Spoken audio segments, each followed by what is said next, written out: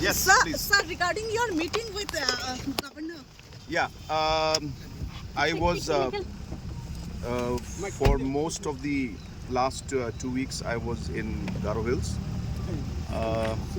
and as we are all aware that there were different situations and different law and order situations that happened and which required my full attention. So I was there in Garo Hills, and all this while I was only able to communicate with Honorable Governor on the phone, and therefore I felt it appropriate that I must come and brief him along with Deputy CM in charge home about the current prevailing situation, especially in Garo Hills.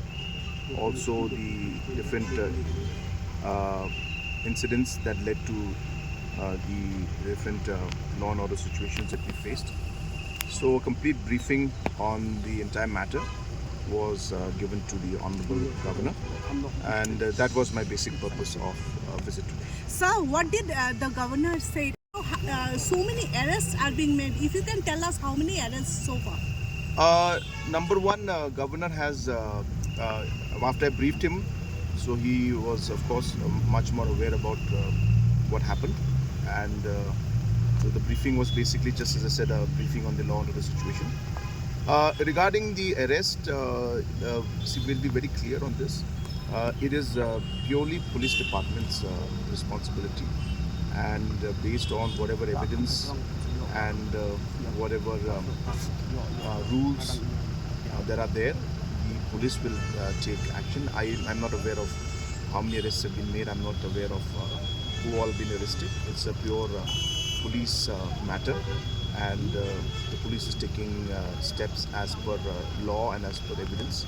So I think the SP there will be in a better position to reply to that, the different SPs, but those details are not available. Has the situation improved in Garo Hills, sir?